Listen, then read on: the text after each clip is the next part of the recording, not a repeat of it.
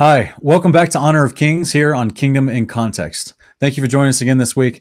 This week, we're actually going to be looking at the Apocalypse of Baruch and the destruction of the Temple of Jerusalem, simply because this is a fascinating moment in history that actually points to the future Jerusalem to come.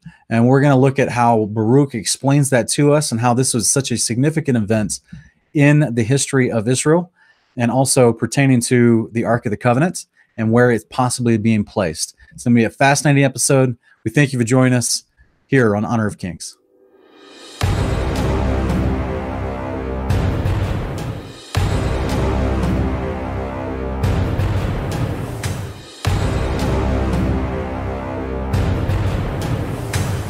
So thank you for joining us again here on Honor of Kings.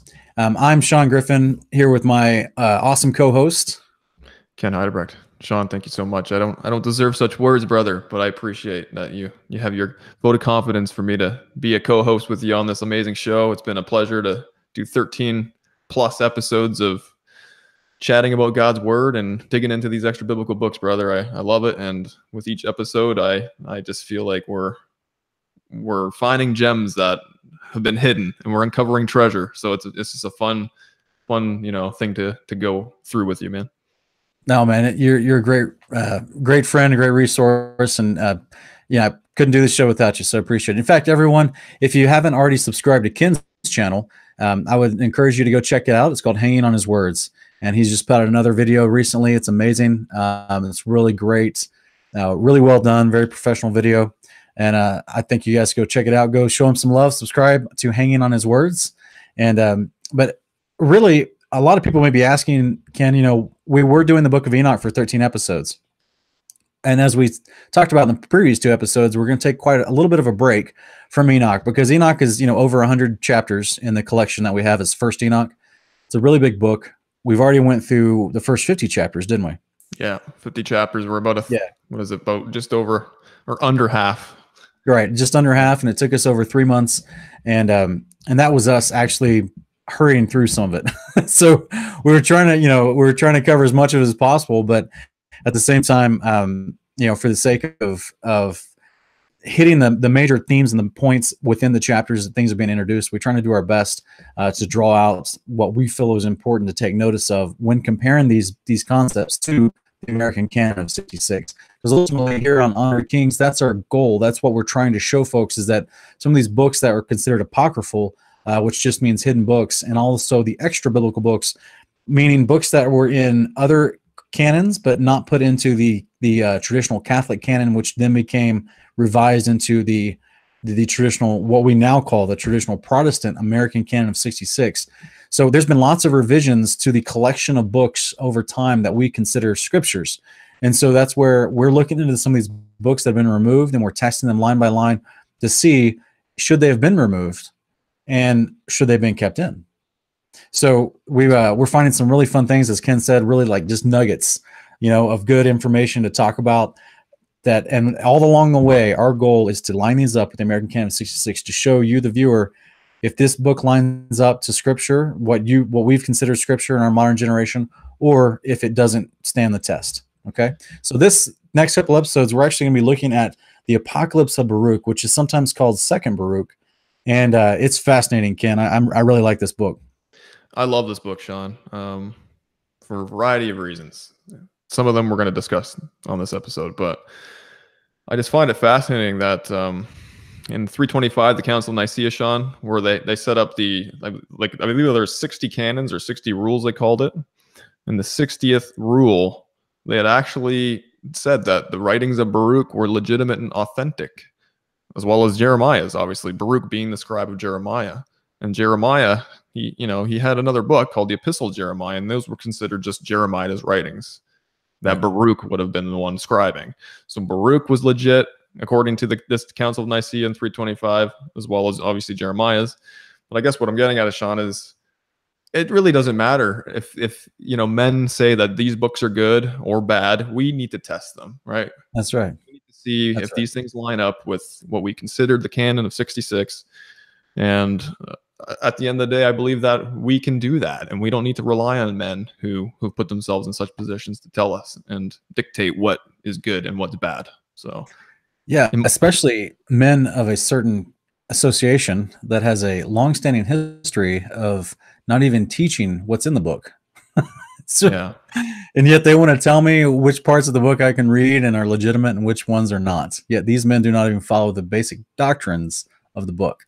And it's like, where is the credibility here? Who has convinced us to place our trust, loyalty, or allegiance to a, you know, the opinions of men, of these same men who not only are they not teaching sound doctrine, but the fruit of their teachings is so destructive over history, coming from the Catholic Church. And you're just like, and then you go into this Protestant Reformation, which didn't really change that much from the Catholic Church. And you see tons and tons of division and people just infighting amongst themselves to where we have all these thousands of denominations now. Yet all the while, God's message has always been the same. It's always been through his prophets, the declaration of how to have a relationship with him and the fulfillment of that and the gospel of the kingdom of God, and, at the consolation of the times and the day of the Lord. It's been the same consistent message all these times. And so we're just testing these ideas. We're testing the traditions of men who say that this book is bad and that book is good. Well, really, why is it bad and why is that one good? So we're going to do that. We're going to test them. And today we're actually looking at the Apocalypse of Baruch, chapter 6 through 10. And this is actually going to cover some fascinating material, Ken. Yeah, for sure. The first several chapters of this book just blew my mind for reasons we're going to talk about. But Yeah. This is a decent sized book as well, Sean. I think, what is there, 50, 60 chapters? No, there's more than that. There's about 87 there's a lot. chapters. So it's not a small book. I mean, it's not as lengthy as the book of Enoch, but guys, we're hoping to cover, bulk chapters of, these books that contain a lot of interesting information. I mean, the entirety of it is interesting, obviously, but we just thought that it would be good to just cover bulk chapters that discuss some really fascinating things that fill in some interesting gaps. So with further ado, Sean, do you want to start with chapter 6 here and start reading it, or do you want to? Yeah, absolutely, man. Do you want to start reading chapter 6? Absolutely. All right.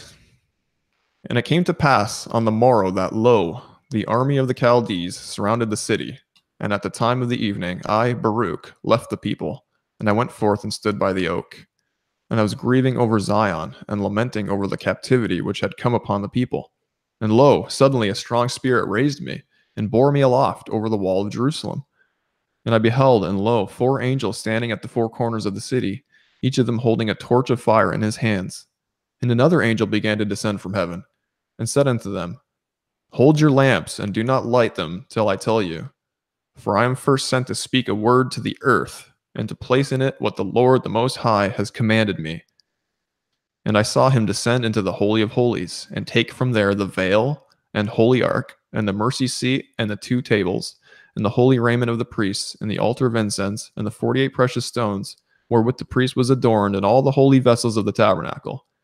And he spoke to the earth with a loud voice, Earth, earth, hear the word of the mighty God, and receive what I commit to you, and guard them until the last times, so that, when you are ordered, you may restore them, so that strangers may not get possession of them. For the time comes when Jerusalem also will be delivered for a time, until it is said that it is again restored forever. And the earth opened its mouth and swallowed them up. So, Sean, this is, where do we have this in any of the writings of, Jeremiah or Isaiah, anywhere, any of the prophets? Where do we have this specific mention of angels coming down onto the city of Jerusalem? And, It's fascinating, man. Yeah, this is like, and not just that, but they're specifically getting into the Holy of Holies and taking the things out of it, the artifacts out of it. Yeah. I mean, this is wild, man, because you've got and as you read, they throw it into the earth. They cause an earthquake and they put these artifacts into the earth, right? Yeah, verse 10, and it says, and the earth opened its mouth and swallowed them up. So I don't believe that this is like metaphoric language. I believe that we see something akin to what happened in the days of Korah and the rebellion there, where the earth literally split open, and there would have been an earthquake, obviously, to do that. And It just reminds me, Sean, of what Amos mentions kind of randomly in the very first verse of his the first chapter of his book. And I'll just read it here. It says, "The words of Amos, who was among the sheep herders from Tekoa, which he envisioned in visions concerning Israel in the days of Uzziah, king of Judah, and in the days of Jeroboam, son of Joash, king of Israel, 2 years before the earthquake." And then he goes on to say, "The Lord roars from Zion, from Jerusalem." And he's referring to, in my opinion, the day of the Lord. He starts describing that. But what's really interesting here, Sean, is right at the end here of verse 1, where it says 2 years before the earthquake.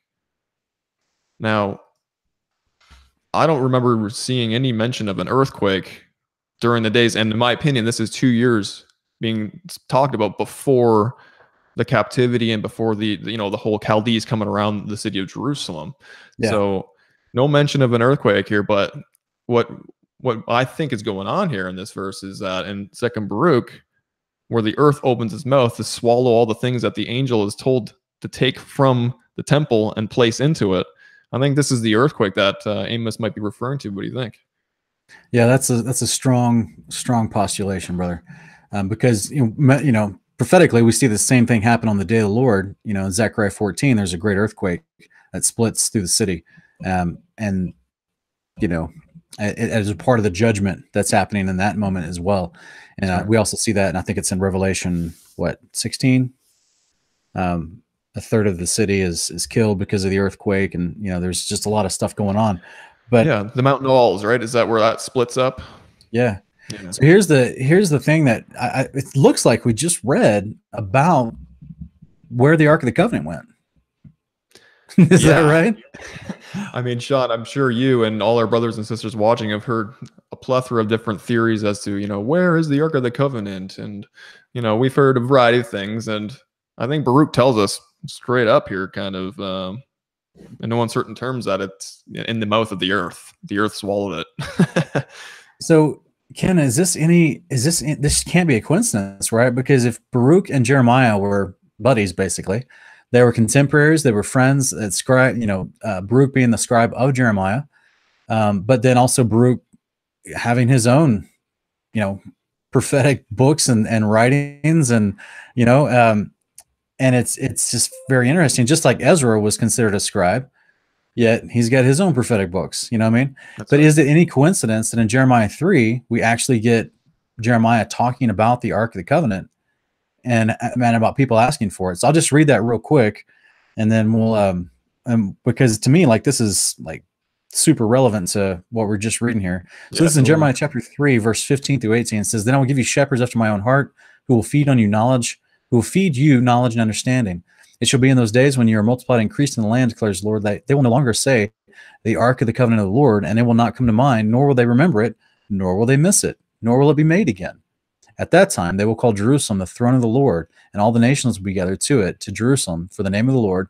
Nor will they walk any more after the stubbornness of their evil heart. In those days the house of Judah will walk with the house of Israel. They will come together from the land of the north to the land that I gave your fathers as an inheritance." So yeah, that's interesting. Yeah, Ken, as you and I would probably agree, this particular 3 verses I just read from Jeremiah 3, these are about the day of the Lord, right? We got the reunification of the house of Israel from Ezekiel 37. The 2 sticks come back together. This is the first resurrection, is what makes that possible, according to many, many scriptures. And that's the moment where that Zion has actually descended, the New Jerusalem has descended, and that is the throne of the Lord, is why it would call it in verse 16, and Jerusalem is called the throne of the Lord. But they're also saying no one's even asking about the Ark of the Covenant anymore. So here's the point, is we're now in this moment where people are still asking, where's the Ark of the Covenant?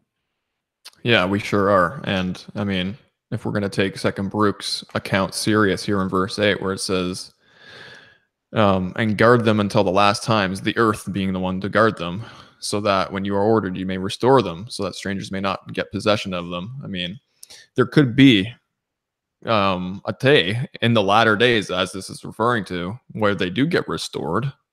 But in the interim, we have, yes, I agree exactly with what you're saying. It's very possible. I personally don't think that that's going to, I think that that's been it's been set up to happen from Zionism, where they claim that they know where the Ark of the Covenant is, and once they get the temple built, they're gonna bring it back. But I'm like, I don't remember that part of any book of prophecy telling you that that he was going to let you dig it up. Yeah. You know what I mean? And so, and of course, if we're taking this seriously, you know, because for example, you remember like the stories of Ron Wyatt claims that he knows where the Ark of the Covenant is beneath the hill of Golgotha where Jesus was crucified, and that he has this fantastic story about how the blood of Jesus surely must have dripped down into the crevices and then went into this place where the ark was underneath and then dropped on the mercy seat because that's the only way he could have made atonement.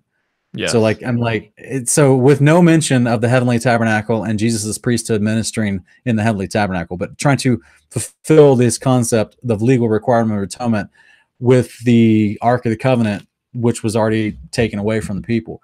And so that's why you get this very convoluted theory, in my opinion, of assumption that he claims happened at the crucifixion of Christ.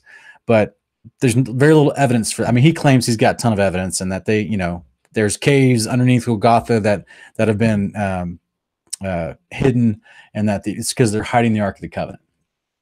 I personally don't ascribe to that because we're actually going to talk about the reasoning for this temple being destroyed and what the angel actually tells him. Later on and at the end of the show. So stick around because it does relate to the New Jerusalem, the coming of Christ, just like we read in Jeremiah 3, right? Just like people aren't really going to be asking about the Ark of the Covenant anymore. Now, personally, I think it like you talked about here in Baruch chapter 6, verse 8, so that until the last times, so that when you are ordered, you may restore them. Well, it's very possible that he could use this Ark of the Covenant literally as the throne of the Lord, like we just read in Jeremiah. Because if it literally is a mercy seat, what do we see at the coming of the Lord? He's dealing out justice and mercy. That's so right. I think I talked about this in another video. I think it's called No Temple in the New Jerusalem, where I go over some of the potential different designs of the actual Ark of the Covenant. As far as was it literally just a box with wings covered over it, or was it more shaped like an actual seat? Because it was considered an actual mercy seat, and that's where and considered to be literally the place where the presence of the Lord dropped down, That's right. And so I just think that that's interesting because application wise, if we're seeing Jeremiah say, well, people aren't even going to ask about it or miss it because it's never talked about again, but just because they know where it is now, because he's literally sitting on it as the throne of the Lord when he comes down. It's just an idea, but yeah, it's very interesting. And that could be why Baruch is talking about them being restored in the last times. Yeah, because there will be Sean. And it's not going to be restored by modern day Zionists. I'm just letting you know. in my opinion. 100% agree with that. Yeah. Now, Sean, did you want to get into just some of the details within the first couple of verses here about where Baruch kind of is situated during this event? Yeah. What we didn't actually read was the end of chapter 5, but the end of chapter 5, basically he and Jeremiah and some other guys that were considered the honorable men of the people, they went outside of the city, outside of the temple, not outside the city, but outside of the temple into the Kidron Valley, which is real close by. And they went to go fast and pray there for an entire day. And then after the next day, Baruch leaves because the Chaldean army is coming and they surround the city. So not just the temple, but they surround the city. And so this is where, when we try to place these things in chronological order, it looks like Baruch, because he says in verse 6, I left the people and went forth and stood by the oak. And it seems to me that he left the city because he's not taken into captivity by the Chaldean army, is he, Ken? No, he's not. He's not. So Sean, then, okay, if he's not within the proximity of the city, what is this oak that he's standing by here that he left to go, stand by? What are we talking about here? Well, this is where it gets really fun, guys, because in Genesis, there's several different places where oaks are mentioned, and we have two of the places. Well, all three of these places, Abraham has significance with, and Jacob does as well. Abraham, Isaac, and Jacob. But we get in Genesis chapter 12. I think it's in chapter 12. Let me look real quick. I believe it's a first mention here of the oaks where, see here, it's actually at, this is where, as Abraham and Lot and the whole family are journeying from Haran, and they get into the land of Canaan. It's verse 6, Genesis 12:6. Abraham passed through the land as far as the site of Shechem to the oak of Morah. Now there in the land, the Lord appeared to Abram and said, to your descendants I will give this land. So he built an altar there to the Lord who had appeared to them. Then he proceeded from there to the mountain on the east of Bethel and pitched his tent, with Bethel on the west and Ai on the east. And there he built an altar to the Lord and called upon the name of the Lord. So this is the first place where, after going to Shechem, he then goes down to Bethel. Both of these places are north of Jerusalem, a few miles. And then he goes in chapter 13 after coming back from Egypt, because remember, he goes down to Egypt for a while. There's some shenanigans with Sarah and the Pharaoh, you know, and then he comes back, and it says that, but here, so here in actually Jubilees 13, we get more exposition on what we just read from Genesis 12, 6 through 9, where it talks about after being in Shechem, Abraham moves down to Bethel. And so it says, Abraham in chapter 13, verses 1 through 9, Abraham journeyed from Haran and took Sarah's wife and Lot, his brother Haran's son, to the land of Canaan. He came into Asher and proceeded to Shechem, dwelt near a lofty oak. And he saw, and behold, the land was very pleasant from the entering of Hamath to the lofty oak. And the Lord said to him, to you and your seed I will give this land. Ken, this is what we just read in Genesis 12. He does build an altar there in Shechem, but then in verse 5, he removed from there unto the mountain Bethel on the west, Ai on the east, and pitched his tent there. And he saw, and behold, the land was very wide and good, and everything grew thereon, vines and figs and pomegranates, oaks and ilexes, and the terebinth and the oil trees, and cedars and cypresses and date trees, and all the trees of the field, and there was water on the mountains. And he blessed the Lord who had led him out of the Ur of the Chaldees, brought him into this land. And it came to pass in the first week, the 7th week, and the new moon of the first month, that he built an altar on this mountain and called on the name of the Lord. Thou, the eternal God, art my God. And he offered on the altar a burnt sacrifice unto the Lord, that he should be with him and not forsake him all the days of his life. So he has two moments. There's a big moment here where this is apparently a really cool place to live. And it seems like a really nice place. And this is just Abraham's introduction to Bethel. Okay. So as most of us already know, Genesis actually has a pretty fun story to talk about Bethel when it comes to, as far as Jacob is concerned. This is in Genesis chapter 28, in verses 10 through 19. And the reason we're doing this is we're showing you, just with such a small mention of Baruch leaving the city, and then he gets this vision of the angels where it says a spirit picked him up. You know, I don't know how that works, Ken. Like, did he pick him up by the scruff of the neck? Did he pick him up, like, did he drop down some ropes and pick him up like, you know, a helicopter lifting up some payload? Like, I don't exactly know how this works. Did they have like some sort of, you know, advanced tech chariot? You know, I'm not going into full on ancient aliens here, but I'm just saying, like, how did he lift it? Did he just grab his hand and that's all he needed, just to lift him up and carry him, you know, like Superman Part 2, where Clark is flying with Lois through the city just by holding her hand, and it's ridiculous. So, like, I don't know exactly how he lifted him up, but it says a strong spirit seized him and lifted him up over the walls of Jerusalem to show him this destruction that was about to take place and explain to him what was about to happen. And this, mind you, is before the army of, you know, Nebuchadnezzar even gets into the city, right, or even gets into the walls, the big walls. That's right. So.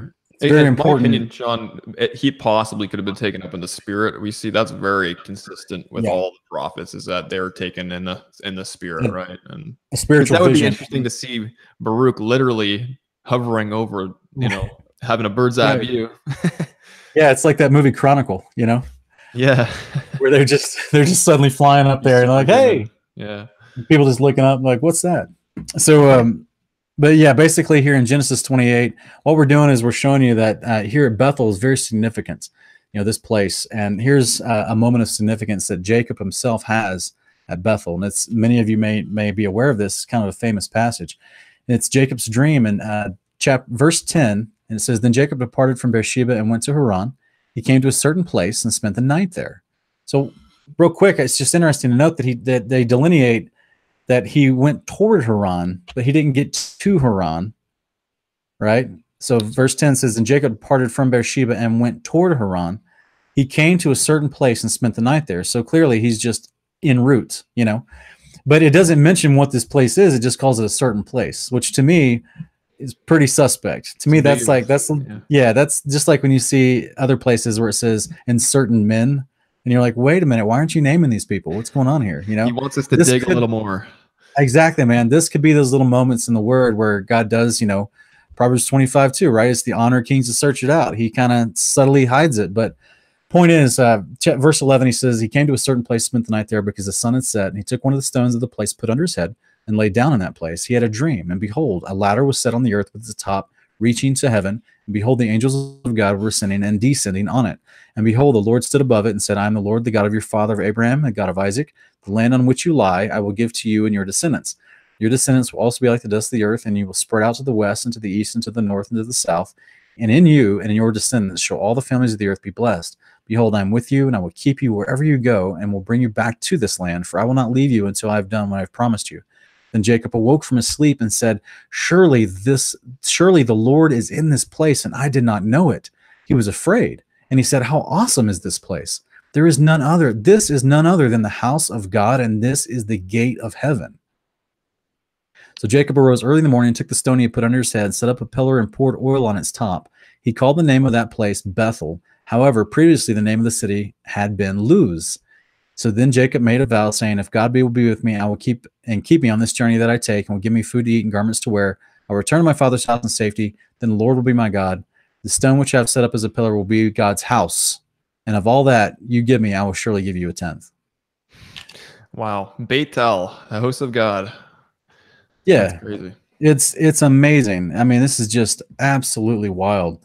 And so we see a little bit of a parallel in that here in Jubilees chapter 27, and that's going to be in verses 19 through 27. But I'm maybe not read all of it. But basically, in verse 25, Jacob has the same moment. He awakes from this sleep, having this this message from God, and he again in Jubilees 27:25, he calls it, This place is the house of the Lord, and I knew it not. And he was afraid and said, Dreadful is this place, which is none other than the house of God. This is the gate of heaven. And so it says he built put up that same rock on a pillar and then poured oil over the top of it, which I guess he's anointing the rock, which is pretty fascinating. It's probably a lot of symbology there. But what's interesting, though, is in verse 19 of Jubilees 27, it says Jacob went from the well of oath to go to Haran. Now, we didn't actually get that in Genesis 28, right? Remember the well of oath? This is Abraham's moment, right? That's right. So he actually goes from a significant spot in Abraham's life trying to get to Haran. But here's what's interesting is it says he came to Luz on the mountains. And this doesn't call it a certain place in Jubilees. It actually just tells you what it is. And it says, and that is Bethel on the new moon of the first month of this week. So just as in Abraham. First month. That's right, man. Yeah. On the new moon of the first month. So this is what we just saw earlier with Abraham, and the sacrifice he made in Bethel was on the new moon. So so you have these significant moments that are happening here where, he's getting angelic visitation. And I just think that this is fascinating. So then if we even look further in the book of Jubilees in chapter 32, it says, verse 1, that he abode that night at Bethel. And so this is Jacob and his whole family. So the 12 sons of Israel I think they're already born at this time. All of them are. And it says Levi dreamed that night that they had ordained and made him the priest of the Most High God and his sons forever. And he awoke from his sleep and blessed the Lord. And so then he actually, in the next few verses, goes on to receive the priesthood from Jacob.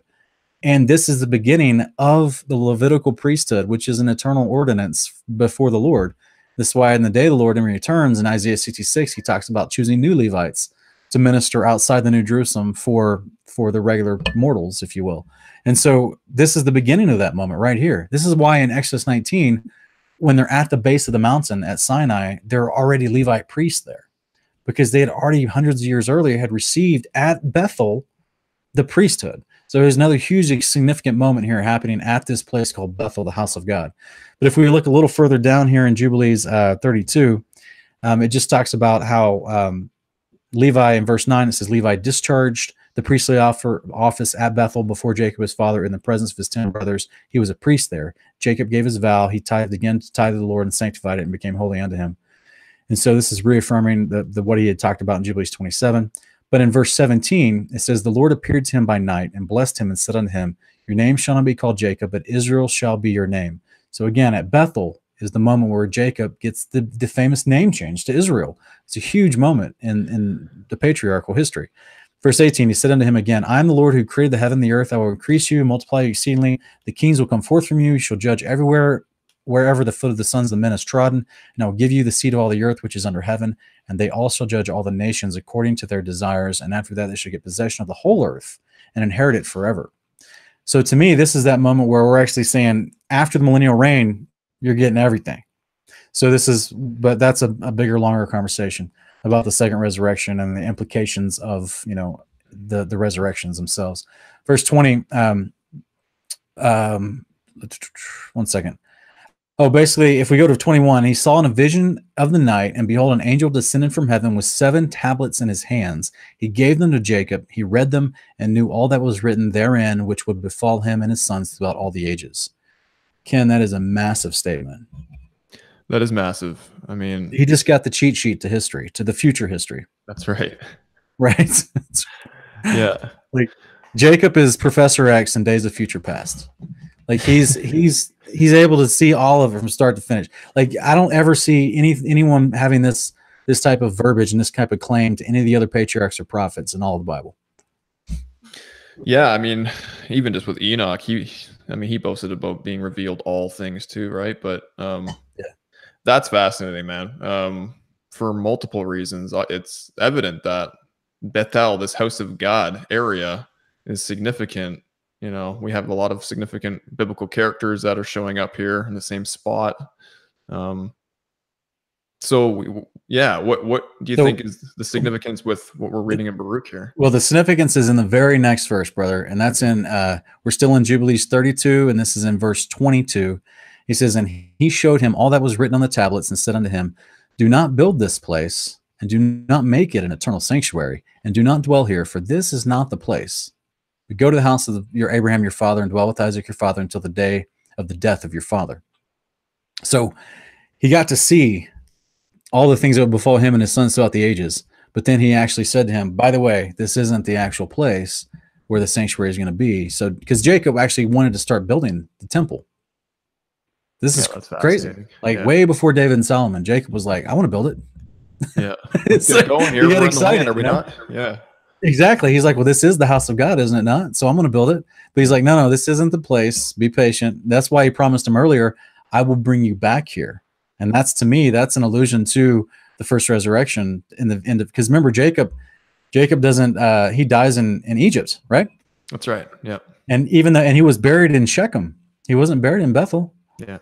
So you've got all these little, resurrection. Yeah. That's right, man. You got, it's layered everywhere. It's layered in that the Father was, even through the patriarchs from the very beginning, they're all just, he's constantly pointing towards the true tabernacle to come, which is the land of promise in New Jerusalem, and the promise of us being taken to that place with our descendants forever, which is the first resurrection event. It's just layered all throughout this, man. Yeah. So, and they would have, in my opinion, they would have had knowledge of resurrection because, I mean, as we've read in the book of Enoch, it talks about it over and over and over. That's right. On the day of the Lord, when those will be coming out of Sheol. Like you're right. It's not a new concept when we get to the New Testament, right? That's right. They had an understanding of a resurrection, of the need to be placed into the land of promise that they knew they were sojourners in, right? So it's very fascinating when we see that Yahweh is consistent. He's not dispensational in any way whatsoever. And it's a great, great message. And it's the gospel of the kingdom of God. Yeah, the resurrection, as far as I can trace, the first resurrection event is promised all the way back as early as Enoch chapter 5, verses 6 through 9. Yeah. And that parallels Deuteronomy 30, verses 5 through 8. And John, even in another book that we may eventually get to, the book of Adam and Eve, Adam knew that he needed to be resurrected too. That's right. The Father had already told him in those writings that you're going to need to be resurrected and placed into paradise, which I'm going to kick you out of, but then you're going to come back into eventually. So yeah, it's that's right. And so this house of Bethel here that Jacob is having all these visions, angels are showing up. He sees the vision of the angels coming and going up and down this ladder between him and heaven. And he's amazed at this particular location, right? Because he thinks this is literally the gate of heaven, whatever that means. I'm not sure. So my only speculation, Ken, is that this was possibly the original location of the Garden of Eden like the pinpoint, like the pin drop, not just the region, but like the pin drop. You know what I'm saying? Your GPS, Google location, exact coordinates. Boom. right? Yeah. This is this is it. I just possible. It's very possible, and it could have been in front of us this whole time. I don't know if that's the full conclusion yet, but that's just seems to be, if that's literally the gateway, the gate of heaven, and this is, of everything that we've already talked about the Garden of Eden from the Book of Enoch and everything, and other episodes. We even discussed it in the last episode of Honor of Kings, so go check that out. But it's very possible. But as far as Bethel itself, there's a lot of other significance all throughout the history of Israel before we even get to this moment in Second Baruch, and that's where, like in Joshua chapter 7, this is the moment where Joshua does this battle between Ai and Bethel, and he destroys. He has to take over those two cities because they were still being ruled by the people of the land of Canaan. So this is after they cross the Jordan, they go into Ai, they have this battle. This is the one, remember, where they actually act like they're being defeated and they run away, and then the men of Ai and Bethel run after them, and then some other guys go around the back and start burning the cities of Ai and Bethel, and so they entrap them, and they trick them basically. Joshua was a pretty smart military commander. Also, the book of Judges, chapter 4, I think it's in verse 5, it says that Deborah, she was judging Israel at Bethel. And then we get in Judges chapter 20, we see that Phinehas is actually guarding the Ark of the Covenant at Bethel for a significant amount of time, which is a unique place to leave it. But 1 Samuel 7, Samuel actually judges there once a year at Bethel. And then 1 Samuel 10, this is the moment where Saul is anointed at Bethel, and then there's other prophets that are there, and then the Spirit jumps onto Saul's belt and he starts prophesying. All that happened at Bethel, guys. 1 King 12 is where we see a turn, though. Okay, so this is where Jeroboam, the evil king, gets involved, and he actually sets up a golden calf at Bethel, which is like, if you wonder why Jeroboam was called like the worst evil king there was. So if we got all this significance for why Bethel was such a significant place with the patriarchs and all this history of righteousness and the word of Yahweh, the commandments of Yahweh being carried out specifically at this place, and all these angelic visitations happening specifically at Bethel. And here comes this Jeroboam dude, full on pride and arrogance, running in like, oh, let's just set up a bull there, a golden calf, and we'll worship it and do all the horrible occultic practices there. So no wonder it was such a strong stench. You know what I'm saying? Yeah, it's just super offensive to Yahweh. Yeah, that's like, man, that's horrible, man. That's Manasseh style stuff. That's bad. Yeah, exactly. Yeah. It's just bad stuff. But also, 1 Kings 13 talks about the two unnamed prophets. All that story took place at Bethel as well, because that was where one of the unnamed prophets actually rebuking Jeroboam, and this miraculous sign happens where the altar split open and everything, just as the man proclaimed. And then, so that whole story is taking place at Bethel as well. So there's just a ton of history there that I think is so important for us to understand why, if Baruch is leaving the city here in chapter 6, so the Chaldean army hasn't encircled him either. So he got away basically, and that's where you've got historical accounts that claim that he went down to Egypt, and then when Nebuchadnezzar continued to press west and captured Egypt as well later, which I believe is in Jeremiah 45, the capturing of Egypt, because a lot of the first invasion from Assyria that scattered some of the 10 northern kingdoms, many of them fled to Egypt, and so supposedly Baruch also fled to Egypt at this point after this invasion of the city and the temple in Jerusalem by Nebuchadnezzar, but was later took him back to Babylon once Nebuchadnezzar invaded Egypt. So it's just some crazy stuff there, man. Yeah. Understanding the history, Sean, is so important. Yeah. I mean, we can say we're both history buffs, and I know a lot of people don't like to get into the nitty gritties of history, but guys, like, there's so much detail involved, and so much. It's an integral part of the storyline to know, what took place and how it mirrors what's to come, right?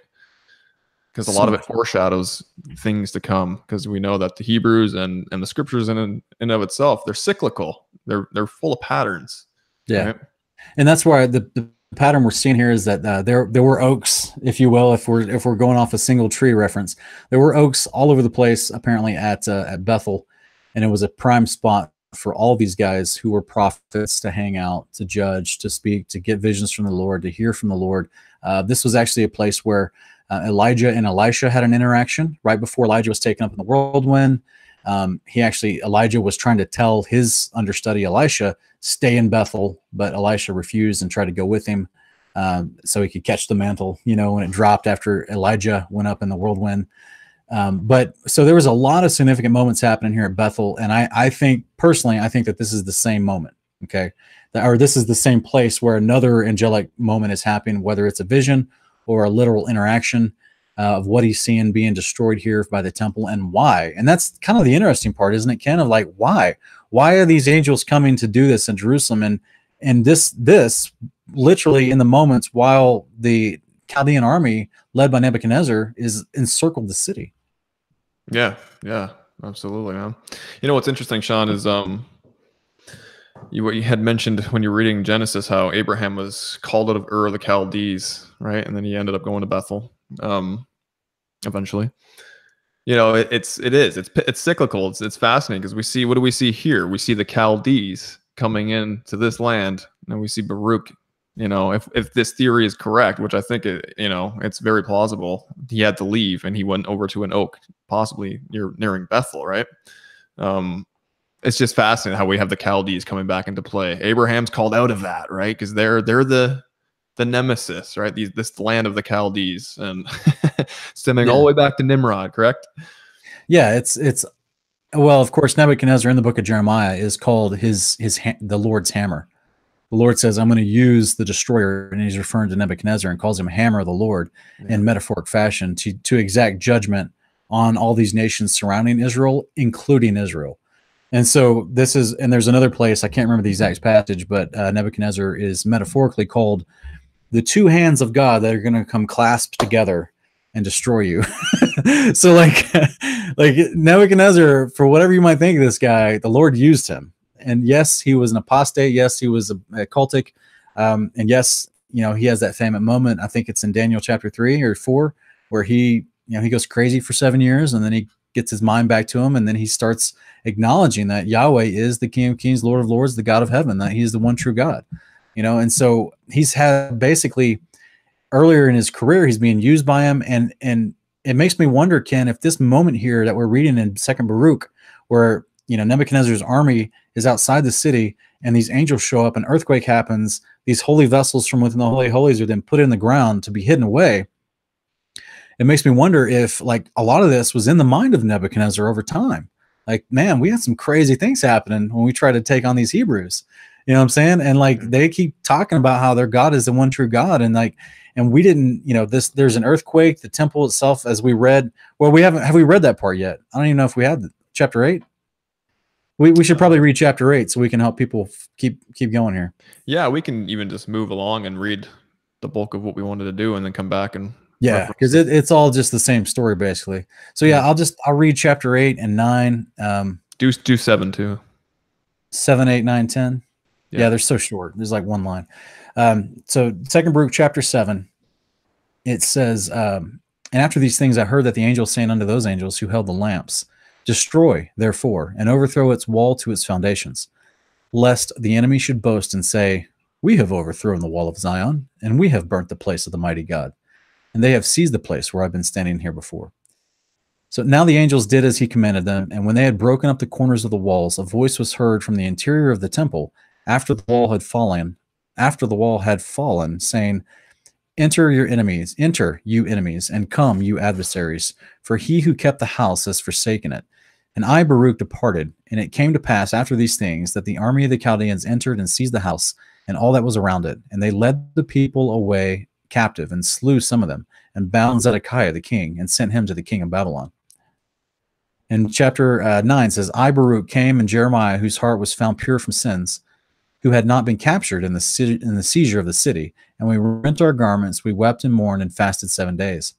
In chapter 10, it says, it came to pass after 7 days that the word of the Lord came to me and said unto me, tell Jeremiah to go and support the captivity of the people unto Babylon. But do you remain here amid the desolation of Zion, and I will show you after these days what will befall at the end of days. And I said to Jeremiah as the Lord commanded me, and he indeed departed with the people. But I, Baruch, returned and sat before the gates of the temple, and I lamented with the following lamentations over Zion, and said, blessed is he who is not born, or he who having been born has died. But as for us who live, woe unto us, because we see the afflictions of Zion, and what has befallen Jerusalem. I will call the sirens from the sea, and you, Lilin, come you from the desert, and you, Shadim, and dragons from the forest. Awake and gird up your loins into mourning. Take up with me the dirges, and make lamentations with me. Ye husbandmen, sow not again, and, O earth, wherefore give you your harvest fruits? Keep within you the sweets of your sustenance. And you, vine, why further do you give your wine? For an offering will not again be made from there in Zion, nor will first fruits again be offered. And do you, O heavens, withhold your dew, and open not the treasuries of rain? And do you, O sun, withhold the light of your rays? And do you, O moon, extinguish the multitude of your light? For why should light rise again, where the light of Zion is darkened? And you, bridegrooms, enter not in, and let not the brides adorn themselves with garlands. And you, women, pray not that you may bear. For the barren shall above all rejoice, and those who have no sons shall be glad, and those who have sons shall have anguish. For why should they bear in pain, only to bury in grief? Or why again should mankind have sons? Or why should the seed of their kind again be named, where this mother is desolate, and her sons are led into captivity? From this time forward speak not of beauty, and discourse not of gracefulness. Moreover, you priests, take you the keys of the sanctuary, and cast them into the height of heaven. Give them to the Lord, and say, guard your house yourself. For lo, we are found false stewards.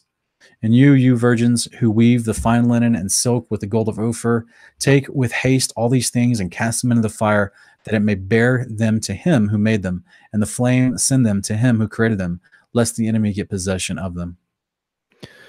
Sean, wow, that last chapter is we could probably do a whole episode on that one, to be honest.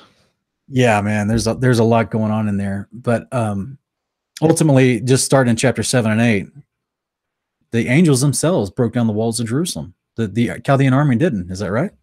That's how it reads. Yeah. And why? Because Yahweh didn't want, the Chaldeans boasting that we've done this, right? That's right. He loves that city. He loves his people, and he didn't want them boasting in that victory. So he says, I'm going to do it my way, right? Which is a consistent thing for him to be doing throughout the scriptures. He does it his own way, and he uses his agents, his angels. That's right. And even as he adds in chapter 8 and at the end of verse 2, he says, for he who kept the house has forsaken it. And he's basically inviting the enemies, come on in, because I'm not protecting my house anymore. It's been forsaken and desolate, Yeah. It's so sad. It's sad to read it that way, It is. But basically he's, the artifacts of the Holy of Holies, they've been put in the ground. So this is like metaphoric symbolism of, the heart of the city is dead. Yeah. The things that they use for their connection with the Father and their God, it's dead. Like we know that he still, spoke to them and had covenant with them. But I'm just saying all these copies and shadows, all these things that he put on the earth for them to follow that are patterned after the heavenly tabernacle. He's like, look, it's over, guys. This thing's dead. Yeah. Yeah. It's crazy. Sean, in chapter 10, where was it? Where was it? 5? I'm not sure. 1, 2. I don't see the numbers here. Do you see what I'm saying? Because it goes 1, 2, and then it goes to 6. Yeah. What thought were you asking about? I was just we're right at the end of that paragraph where it says, "And I lamented with the following lamentation over Zion and said," so like, I know it's thought that Jeremiah was the one that wrote Lamentations, right? I mean, if we pull up even just a quick pull up on Google here, who wrote Lamentations? Lamentations has traditionally been ascribed to Jeremiah, probably on the grounds of the reference in 2 Chronicles 35:25 to the prophet composing a lament on the death of King Josiah, but there is no reference to Josiah in the book and no reason to connect it to Jeremiah. So possibly Baruch could have been the writer of Lamentations.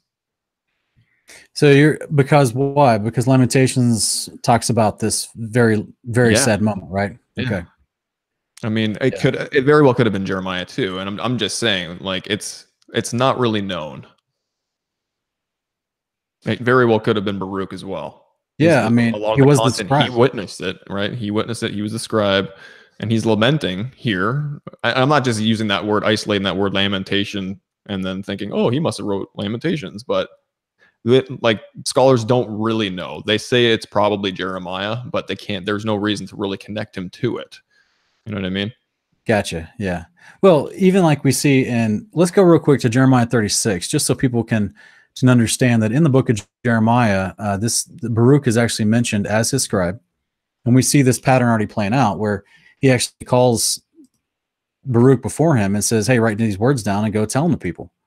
So I'm not saying that Jeremiah couldn't write himself, that he was somehow, unable to actually pin things down. But basically the way some of this stuff worked was that, the scribe was writing this down on a scroll, and he was basically dictating what his leader was telling him, basically.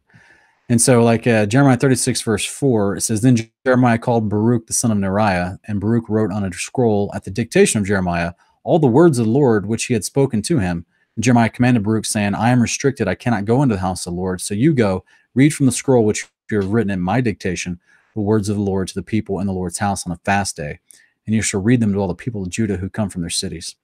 And then verse 8 says, Baruch the son of Neriah did according to all that Jeremiah the prophet commanded him, reading from the book of the words of the Lord in the Lord's house. Yeah. So it's one of those things where, like, who actually gets the credit? If the words of lamentation could have been the words coming from the heart as the Spirit moved upon Jeremiah, and they were dictated by Baruch. Or it could have just been Baruch himself, and there's just a scribal error over time. Yeah, but what's interesting, Sean, is what Lamentations has to say. There's a couple interesting verses in that book that would kind of lend to the idea that, in Second Baruch chapter 6 here, it wasn't only the Chaldees that had the destruction upon Jerusalem, right? Which verse are you thinking of?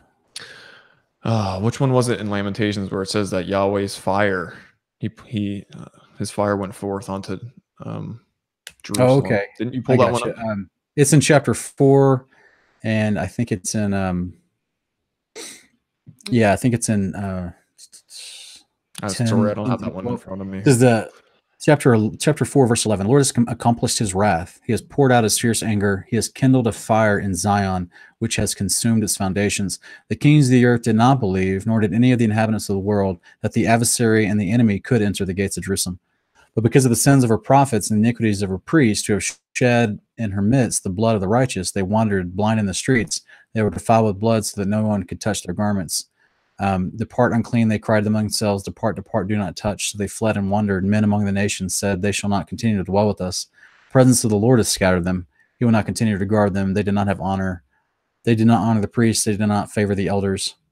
And so basically it goes on to continue to say that it was the Lord, the breath of, it was his anger and wrath that destroyed Jerusalem, just like we see in Baruch, like he's talking about. Yeah.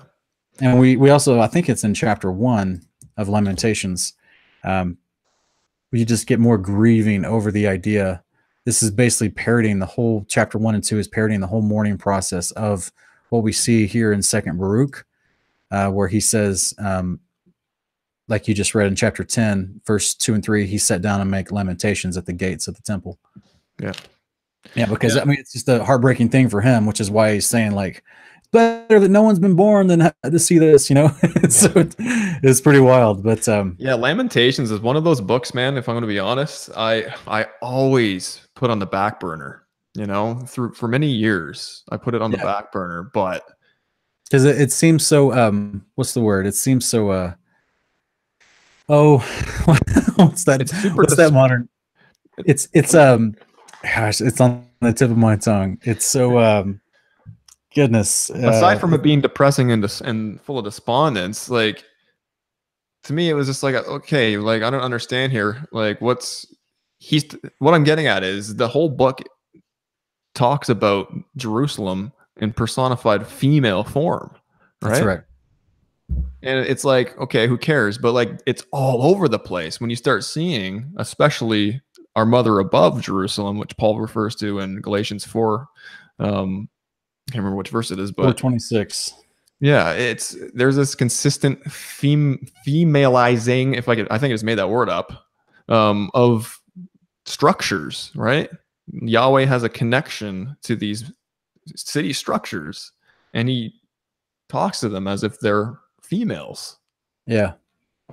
And Lamentations is full of that. And even in Baruch here, I mean, we just talked, where was it? In chapter 10:16, where this mother is desolate and her sons are led into captivity. I mean, it's super fascinating when you start seeing in all the prophets this mother and this female that keeps getting referred to in this personified form is not about a people. It's, I mean, in the grand scale of things, there's an addendum to that with the people, but when he specifically talks about the cities, you know, mother above and the Jerusalem daughter, right? We see that throughout the scriptures as well. It's just an amazing thing to see. And I mean, I have to credit you for that, Sean. Is like this picking up on these personified, you know, forms of talking to the city. And he does that. And this is what Lamentations is all about. Yeah, that's true, man. And actually, next week on Honor of Kings, we're going to go into the first 5 chapters of the Apocalypse of Baruch, where we're going to flesh out that idea even further and talk about, because Baruch is told that the Zion that you just saw be destroyed, it's not the real one anyway. So don't worry, bro. It's like, and even though he's sad, and he's rightly so, because this was the destruction of their culture, their people. Lots of people were killed during this invasion. They've lost literally the land that, you know, that they grew up in. So it's a traumatic event. But the Father, it's the copy, right? Say what? It's the copy. They loved the copy of what was in the heavens, right? Yes. And why not? Yahweh tried to, you know, give them a place that would emulate the thing that's above the firmament of the heaven. So for sure. And that's where, you know, he's trying to encourage Baruch and say, hey man, you know, these things are bad, but there's a true temple. And so we actually get this paralleled to us in Hebrews chapter 8. And I'll just read real quick, just a couple verses. Verse, I think 4 and 5 says, now, if he, Jesus, were on earth, he would not be a priest at all, since there are those who offer the gifts according to the law. That would be the Levite priests, who serve a copy and shadow of the heavenly things, just as Moses was warned by God when he was about to erect the tabernacle. See, he says, that you make all things according to the pattern which you have been shown on the mountain. And I actually did spend quite a bit of time on this passage in one of my videos on the channel here, Gospel of the Kingdom of God. It's part 1, and I'll flash this up here on the screen for you guys to check out at your own time. But I basically just show that everything that was given to Moses on Mount Sinai, it was just a copy and a shadow. He was literally just seeing the blueprints of what was already built in the heavens. And so all this stuff that we're seeing being destroyed in 2nd Baruch is being reminded of that as well. Is that, look, guys, that, you know, there's a greater thing to come here. And that's what we see in the rest of Baruch as he talks to him about the resurrection and all these things at the constellation of the times.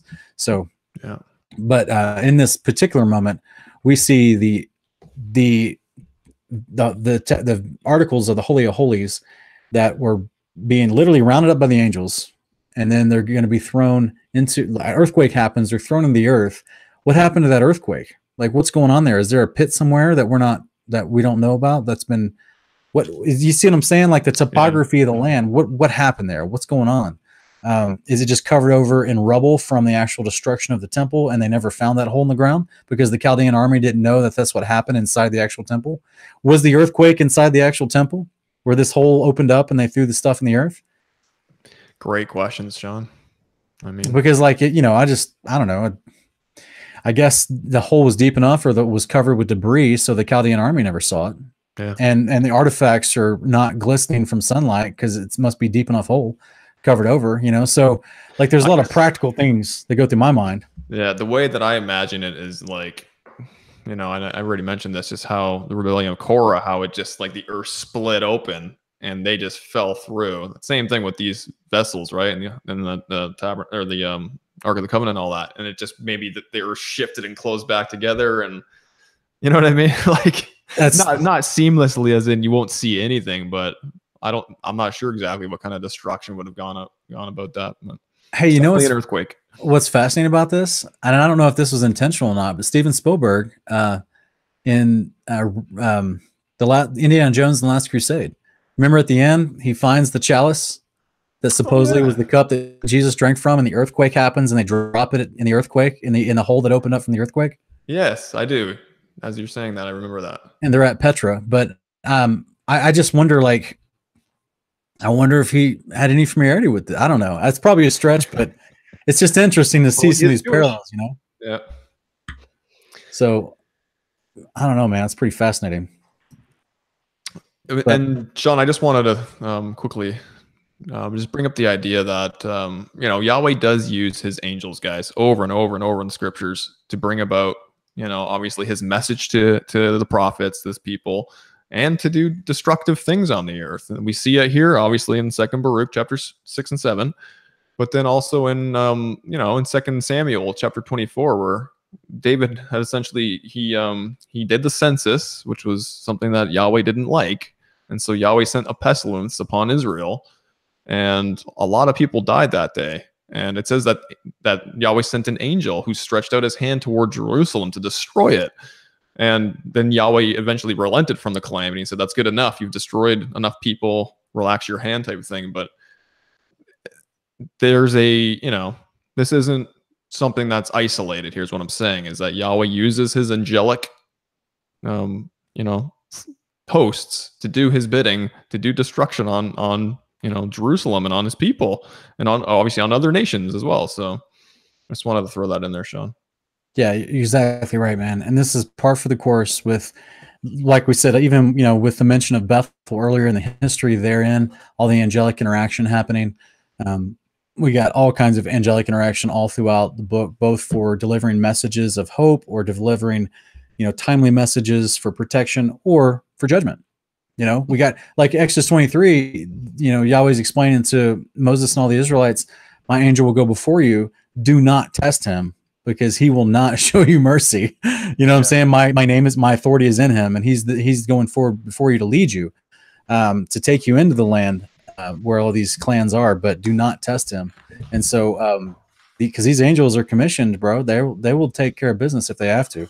Yeah. And that angel actually is one of the angels of the presence who went before the camp of Israel in Jubilees chapter 1. It mentions this is the angel that went before the camp. So that's a direct reference to Exodus 28, which is fascinating. Not Yeshua, guys. This isn't Yeshua. This is an angel. It's an angel, yeah. Well, just like we see the angel of the Lord spoken to us in there's so much in Ramiel, right? Later on in the book of the Apocalypse of Baruch. Ramiel, that's right. who we saw mentioned in Enoch 20, I believe.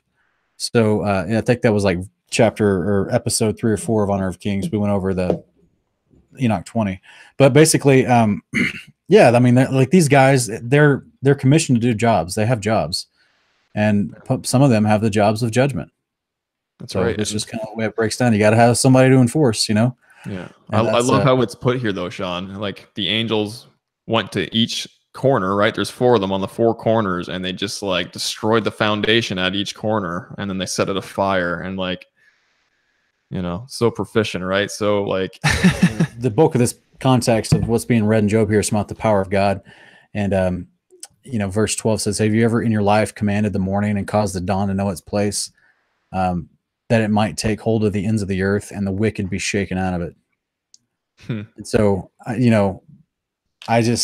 that's, even though this is talking about a little bit something different, that's just that same kind of imagery. Like, here's these angels at the corner foundations, and they've torn down the walls. The earthquake happens, and clearly the wicked rebellious house of Israel and Judah have already been scattered from the land and everything. I just think it's fascinating because we see every single time that there's major judgment happening pertaining to Jerusalem, that there's an earthquake. Yeah. It's fascinating, and it's just like it's like a great way that he tries to tell people, look, this is, I'm God. Like this, of course, we see at the moment of the crucifixion, wasn't there a great earthquake? There's a great earthquake when Yeshua said it's finished, which is fascinating because in Revelation, there's a voice that comes out of the temple that says it is done, and there's a great earthquake too. So I'm like, interesting little parallel there. And that actually leads me to, I'm glad you said that, because that leads exactly to the question I had for you, Ken, about this passage we've read in Second Baruch. Okay, so in quick synopsis, we've got Baruch being shown that just the Chaldeans are they've surrounded the city, but they're not going to be the ones that are going to actually destroy and overtake the city, nor the temple, nor get into the Holy of Holies and take the whole artifacts. Now we read later, right, that the Chaldean army did take some of the other vessels that were in the temple, Yeah. but not these particular ones that were the Ark of the Covenant and the Holy Holies and all that stuff. So those were like first priority one for the angels to go hide so the enemy wouldn't get those, so they wouldn't be able to boast. Yeah. And the walls and the foundations are destroyed by the angels, and therefore, Chaldeans can come in and without even a fight, right? That's right. So here's the question. Here's the fun theological question. In the days of Jesus, they have a rebuilt temple. They don't have the Ark of the Covenant. Nope. So what's going on? What law? How is he fulfilling the Day of Atonement? How are the priests doing their normal duties? What's happening here?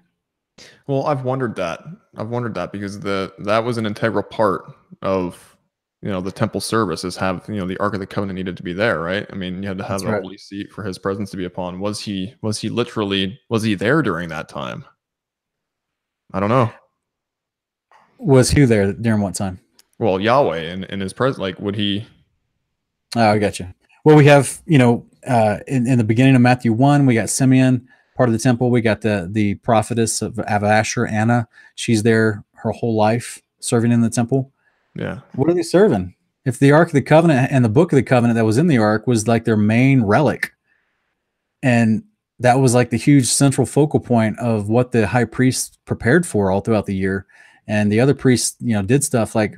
So did they still have the boiling sea, and they had the other altar, the bronze altar? They just didn't have the holy holy stuff. But yet at the crucifixion, we see that the veil splits from the earthquake, right? That's right. That's gone though. Exactly. That's what I was just saying. So we have a claim here that the actual veil was taken, and the Ark and the Book of the Covenant and all that jazz. So what's behind the new veil they put up? So the point I'm trying to say is, this all goes back to Hebrews chapter 8. This all goes back to Exodus chapter 25 and 26, where Moses is told, I want you to build a replica of what's in heaven. It's not the real thing. It's just a replica. So even in the days of Jesus walking around, the priests are still doing their duties. And yes, it's still considered righteousness, and they're still commanded to do these things, because the whole point of practicing the law is that word practicing. Right. They're literally practicing in preparation for the resurrection when we do it perfectly and do it forever, because we've been given a new body and a new heart by the Father that can do it forever without fail. Therefore, we never transgress the covenant again. So this is the whole point from start to finish, that this is why Jacob in Jubilees chapter 32, he sees what's going to happen throughout all the ages, and he wants to build this temple. And Father's like, no, don't worry about it. In the due time, the temples get built where I place my name, and then I'm going to bring you back to this place. So in the same correlation of Jacob getting passionate and emotional and wanting to build this temple, in that same concept, the Father's like, no, in the future, I'll bring you back to this place, but right now is not the time. So none of this was the time until the day of the Lord, when Yeshua returns with the New Jerusalem, the true tabernacle of heaven that comes down to earth, where God can dwell with men on earth. So this whole purpose, this whole concept, even through the days of what we're reading in Baruch, even when the temple was rebuilt in the days of Nehemiah, and they rebuilt it at great cost, and defending off the marauders as the other guys are building the temple right behind them, and all the dedication, even though they cry over it, they lament over it. The point is, they're not, most of them, in my opinion, had a grasp on the eternal aspect of this, not the immediate, the momentary, but they did want a replica that they could literally see, and a place where they could go practice his ways. But most of them had an understanding that this was just a copy and a shadow of what's real in heaven. Yeah. Amen, man. I agree with that. 100%. So, yeah, that's where people think, well, Jesus wasn't fulfilling the law anyway, because there was no Ark of the Covenant, and they couldn't do the Day of Atonement anyway. So he was breaking the law all the time anyway. And I'm like, no, you guys don't understand the law, nor do you understand any of the artifacts of the temple that were given to Moses, or any of the designs, or anything. You're not understanding what was actually told to Moses on the temple, on the Mount Sinai, was that in this vision he was having, that you're just making a copy of what you're seeing in heaven, so you guys can pretend on the earth, you can practice this stuff and get good at it, so that like Jesus said, that he who keeps my deeds shall be considered worthy to attain their resurrection. So he can be forever placed in that position to keep the deeds forever. Yeah. So the whole thing was about practicing. Yeah. Amen, man. Sean, I just wanted to say in 2 Kings chapter 25, starting with verse 13, it says, "Now the bronze pillars which were in the house of the Lord, and the stands and bronze seat which were in the house of the Lord, the Chaldeans broke in pieces and carried the bronze to Babylon. They took away the pots, the shovels, the snuffers, the spoons, and all the bronze vessels which were used in temple service. And the captain of the guard also took away the fire pans and basins, what was fine gold and what was fine silver." So this, in my opinion, this doesn't rub up against what we read in Second Baruch here with all the different implements that went down with the Ark of the Covenant and veil and all that stuff. That's interesting. The veil, man, I had it like that popped in my head instantly when you said it. What about the veil, right? During the days of Yeshua when it tore in half. Yeah, they would have had to make their own mock-up veil, right? So the Chaldeans grabbed all the other artifacts that would be outside the Holy of Holies where they did all the other stuff, the other temple services, but the inside the Holy of Holies stuff, that was already gone. So can you imagine their faces, just in case any of them may have known? Because remember, wasn't it in the days of Hezekiah where he brought the emissaries from Babylon, I think, into everything? He showed him the treasury, showed him... that was a no-no thing. Yeah, he showed him all this stuff that all the gold layered over everything and plated over everything, and the silver. And basically just, he's like MTV Cribs, it's like Hezekiah's like, come on in, let me show you how I'm flossing, you know what I mean? No. And he's like, and the Lord was like, why did you do that? They're going to come and invade you now, And so even though Hezekiah is called a righteous king, he made a pretty big mistake. Yeah, but that was foolish for sure. That's an interesting little passage for sure. Sean, is it in Nehemiah or Ezra? I can't remember where it is exactly, but doesn't it say like Cyrus gives back some of the implements? Yeah. Aren't they giving back some of the tools? Yeah, no, he gives them back everything. He gives them money to rebuild the temple. He gives them animals to do sacrifices even daily.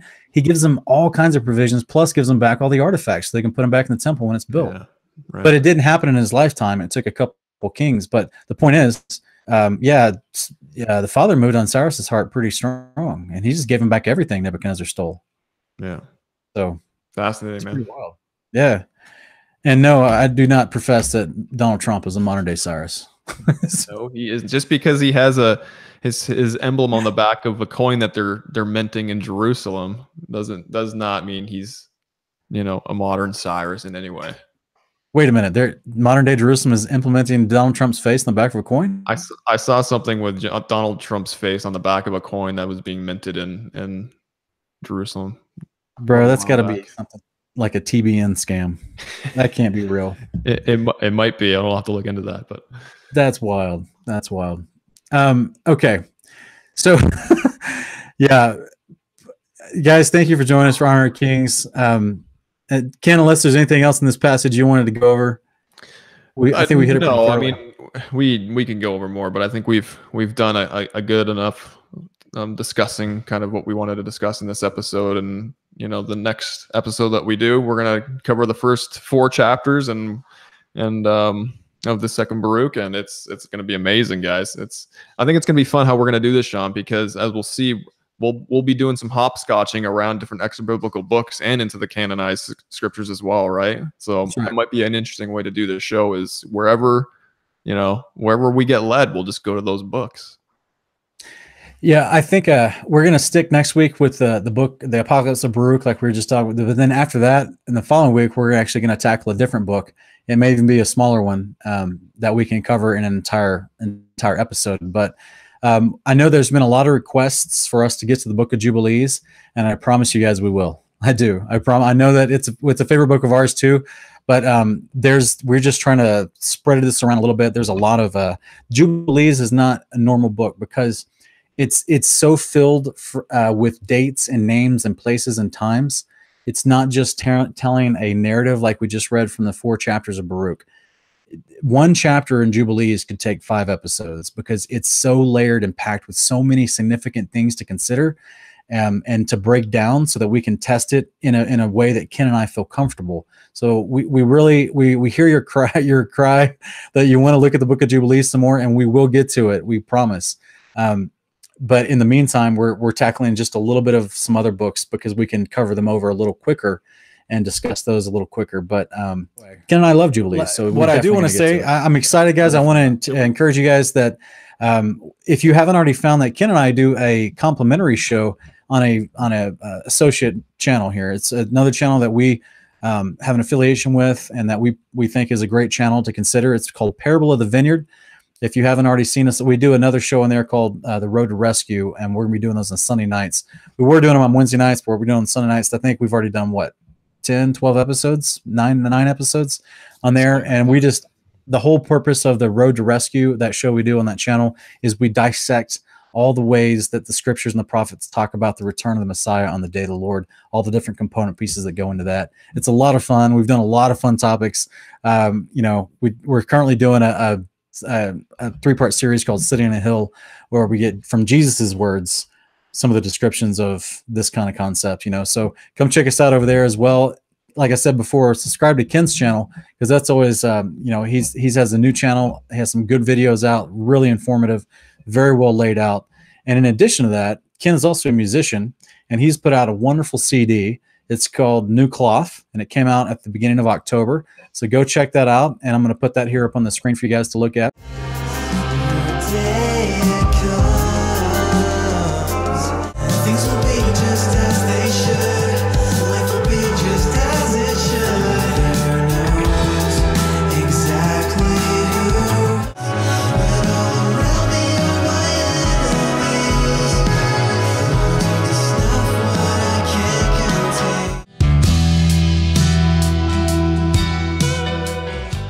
Go check out that, because it's wonderful praise music, and it's, in my opinion, it's the best kind of praise music because it's scripturally sound.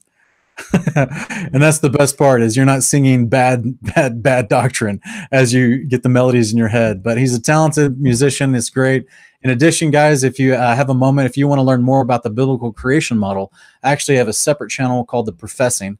And I'm going to put the link in the description and then flash up on the screen here. But I have multiple videos where I actually go, in addition to scriptures, I look at science, and I break down some of the videos as far as the biblical creation model. So you guys are welcome to check that out. But otherwise, Ken, I think we've completed this episode. Do you have any concluding remarks? No, brother, it's been a pleasure as always to be able to discuss some of these interesting gem-like topics. And I thank you for all the plugs. That was very nice of you. And brothers and sisters, I hope that you guys were edified through what we were discussing today. And if you have any questions, we'll always leave them in the comments. We'll try to get to them when we can. And yeah, just the Father bless you, and we'll see you guys next episode. Thanks for joining us here on Honor of Kings. And we look forward to seeing you back here next week as we continue to dive into the Apocalypse of Baruch. Thanks. See you next week.